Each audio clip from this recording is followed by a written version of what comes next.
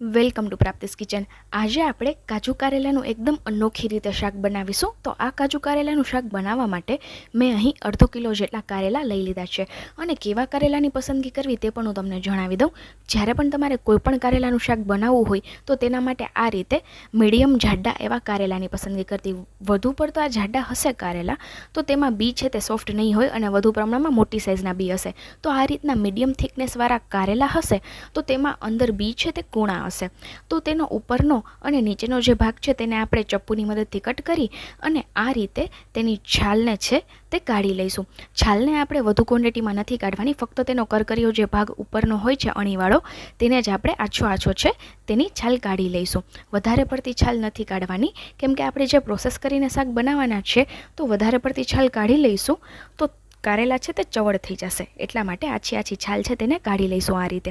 તો આ જ રીતે આપણે બધા કારેલાની છાલ કાઢીને રેડી કરી લઈએ। ત્યારબાદ આપણે કયા શેપમાં આને સમારવા તે પણ હું તમને બતાવી દઉં। કારેલાને થોડા ક્રોસમાં રાખી ત્યારબાદ ચપ્પુની મદદથી તેની ગોળ જાડી સ્લાઇસીસ કરવી। સ્લાઇસીસને થોડી જાડી મોટી રાખવાની, કેમ કે આપણે જે પ્રોસેસ કરવાના છે તેમાં આપણે કારેલાની થોડી જાડી સ્લાઇસીસની જરૂર પડશે। તો આ રીતે આપણે મોટી જાડી સ્લાઇસીસને સમારી લઈએ, વધુ પડતી જાડી પણ નથી કરવાની। અને જો આ સ્ટેજ પર એટલે કે કારેલાને સમારતા વખતે જો બીજ તેના થોડા મોટા અથવા તો હાર્ડ હોય તો તેને અલગ કરી લેવા। અત્યારે એકદમ સરસ સોફ્ટ બીજ છે અને મેં આ રીતની તેની સ્લાઇસીસ છે તે કરી લીધી। તો અહીં મેં અડધો કિલો કારેલાને સમારી અને રેડી કરી લીધા। હવે આપણે તેની કડવાશને દૂર કરવાની છે, તો તેના માટે એક મોટા વાસણમાં કારેલા લઈ લઈએ અને તેમાં 1 ચમચી જેટલું નમક અને 1 ચમચી જેટલો હળદર પાવડર લઈ લઈએ। અને હજુ એક એવી વસ્તુ ઉમેરીશું જેનાથી કારેલાની કડવાશ છે તે બિલકુલ દૂર થઈ જશે। તો એક મોટા લીંબુનો રસ આપણે નમક અને હળદરની સાથે એડ કરીશું। હા, આપણે લીંબુનો રસ એડ કરીશું। ત્યારબાદ બધી સામગ્રીને હલાવી અને મિક્સ કરી લઈશું। આ રીતે ખટાશ ઉમેરવાથી કારેલાની કડવાશ છે તે બધી જ જતી રહે છે। તો જ્યારે પણ તમારે કોઈપણ વસ્તુની કડવાશ દૂર કરવી હોય તો એક લીંબુનો રસ એડ કરી દો એટલે કડવાશ છે તે જતી રહેશે। તો અહીં આપણે નમક, હળદર અને લીંબુને કારેલાની સાથે એકદમ સારી રીતે મિક્સ કરી લીધા। હવે 25 થી 30 મિનિટ માટે તેને સાઈડ પર રાખી દઈએ।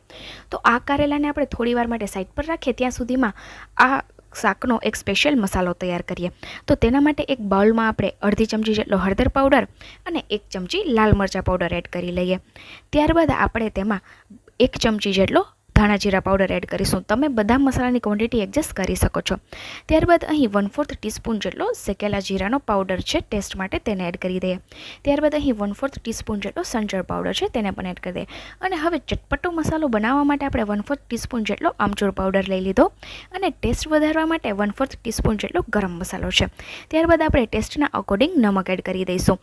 તો આ બધા મસાલાથી આ જે કારેલાનું શાક છે તે એકદમ ચટપટું બને છે અને કારેલા છે તે કડવા પણ નહીં લાગે। આમચૂર પાવડરમાં થોડી ખટાશ હોય છે તો થોડું ખાટું, થોડું મીઠું અને થોડું તીખું એવું આ કારેલાનું ટેસ્ટ છે તે ખૂબ જ ટેસ્ટી બને છે।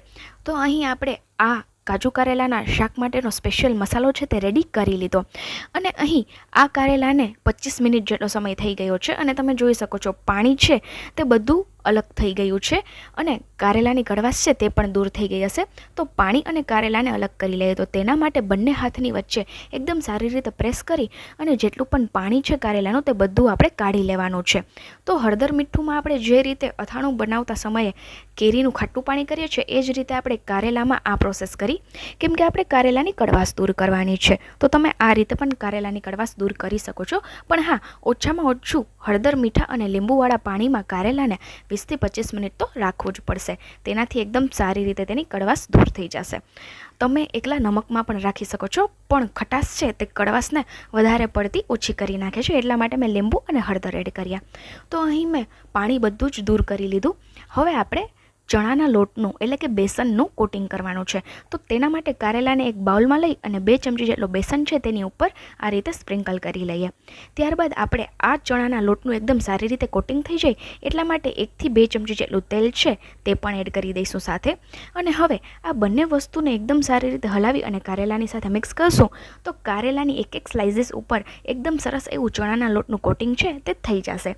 તો આ પ્રોસેસ કરવાથી આ શાકમાં થોડો ફરસો એવો ટેસ્ટ આવે છે અને એકદમ સરસ કરકરું એવું આ કાજુ કારેલાનું શાક બનીને રેડી થાય છે।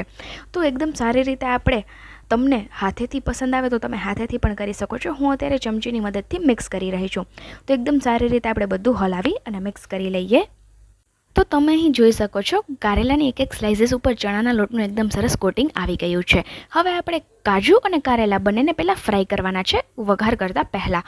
તો તેના માટે એક કઢાઈમાં આપણે 3 થી 4 ચમચા જેટલું તેલ એડ કરી લઈએ અને તેમાં અહીં અડધી વાટકી જેટલા કાજુ છે જેના મેં 2 ફાડા કરી લીધા છે, 2 ટુકડા કરી લીધા છે. તો ગેસની મીડિયમ ફ્લેમ પર આપણે તેને લાઇટ ગોલ્ડન બ્રાઉન કરવાના છે, વધારે પડતા ક્રિસ્પી નથી કરવાના. અને કાજુને તરતા સમયે આ રીતે સતત ચલાવતું રહેવું, નહીં તો તે બળી જશે. તો એ વાતનું ખાસ ધ્યાન રાખવું. તો આપણે તેને બળવા નથી દેવાના, તો કન્ટિન્યુ ચલાવતા રહીએ અને લાઇટ ગોલ્ડન બ્રાઉન થાય ત્યાં સુધી તેને ફ્રાય કરી લઈએ. તમે કાજુની ક્વોન્ટિટી છે તે એડજસ્ટ કરી શકો છો. મેં અહીં અડધી વાટકી જેટલા કાજુ લીધા છે, તો તેને આપણે તળી લઈએ.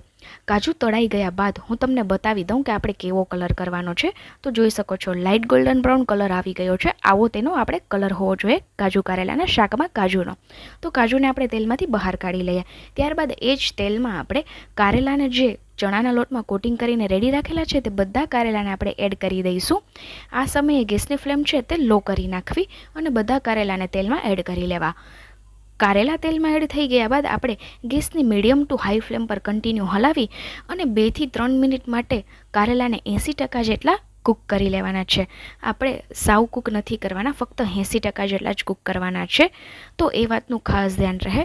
તો ગેસની મીડિયમ ટુ હાઈ ફ્લેમ પર આપણે ચલાવતા રહીએ ચમચાને અને કારેલાને એકદમ સારી રીતે ફ્રાય કરી લઈએ. તો હું કાજુ કારેલાનું આ રીતે શાક બનાવું છું અને હજુ એક કારેલાનું શાક બનાવું છું, કાંદા અને કારેલાનું. તો તમે કઈ રીતે બનાવો છો તે મને કમેન્ટ સેક્શનમાં જરૂરથી જણાવજો. તો અહીં આપણે ચેક કરી લઈએ. 3 થી 4 મિનિટ જેવો સમય થયો છે અને ચપ્પુની મદદથી આપણે ચેક કરીએ તો જોઈ શકો છો 80% જેટલા કારેલા છે તે કૂક થઈ ગયા છે. તો હવે આપણે આ કારેલાને કાજુની સાથે જ એક પ્લેટમાં કાઢી લઈએ સાઈડ પર તેલમાંથી, જેથી કરી તેનું તેલ છે તે બધું એકદમ સારી રીતે અલગ થઈ જાય કારેલાથી. તો આ રીતે આપણે કારેલાને તળી, કાજુને તળી અને એકદમ અનોખી એવી સબ્જી બનાવીશું. તો અહીં કારેલા તળાઈ ગયા બાદ બીજા એક પેનમાં અથવા તો કઢાઈમાં આપણે 3 થી 4 ચમચી જેટલું તેલ લઈ લેવાનું. અહીં આ સબ્જી બનાવતા સમયે તમારે તેલની ક્વોન્ટિટી જેટલી રાખવી હોય એટલી રાખી શકો છો. તેલ ગરમ થઈ જાય એટલે 1 ચમચી જેટલો આખું જીરું અને 1/4 ટીસ્પૂન જેટલો હિંગનો વઘાર કરી લઈશું. જીરું એકદમ સારી રીતે કકડી જાય ત્યારબાદ આપણે તેમાં લાસ્ટમાં 1 ચમચી જેટલા સફેદ તલ એડ કરીશું. સફેદ તલથી એક નટી ફ્લેવર આવે છે શાકમાં અને ખાવાની ખૂબ મજા પડે છે. તો તલ કકડી જાય ત્યારબાદ પહેલાં આપણે કારેલા એડ કરીશું, જેને આપણે ફ્રાય કરી અને સાઈડ પર રાખેલા છે. તો કારેલાને એડ કરી લીધા બાદ આપણે હલાવી અને મિક્સ કરી લેશું, જેથી કરી વઘારનું કોટિંગ છે તે કારેલાની ઉપર એકદમ સારી રીતે આવી જાય. તો મિક્સ કરી લઈએ. કારેલા મિક્સ થઈ ગયા બાદ આપણે તેને એકદમ સારી રીતે બોઇલ કરવાના છે, કૂક કરવાના છે. તો તેના માટે આપણે પેનની ઉપર એક પ્લેટને સેટ કરી દઈએ અને તેની ઉપર આપણે અડધાથી 1 વાટકા જેટલું પાણી છે તે એડ કરી દઈએ અને હવે ગેસની લો ફ્લેમ પર 2 મિનિટ જેવું તેને થવા દઈશું. તો 2 મિનિટ બાદ આપણે એકવાર હલાવી અને ચેક કરી લઈએ કે આપણા કારેલા સોફ્ટ થયા છે કે નહીં. તો ચક્કુની મદદથી આપણે જોઈએ તો જોઈ શકો છો એકદમ સારી રીતે કારેલા છે તે સોફ્ટ થઈ ગયા છે. તો હવે આપણે જે કાજુ ફ્રાય કરીને સાઈડ પર રાખેલા છે તે પણ આપણે આ કારેલાની સાથે એડ કરી દઈશું. એકવાર કારેલા એકદમ સારી રીતે એટલે કે 100% કૂક થઈ જાય ત્યારબાદ આપણે આગળની પ્રોસેસ કરવાની છે.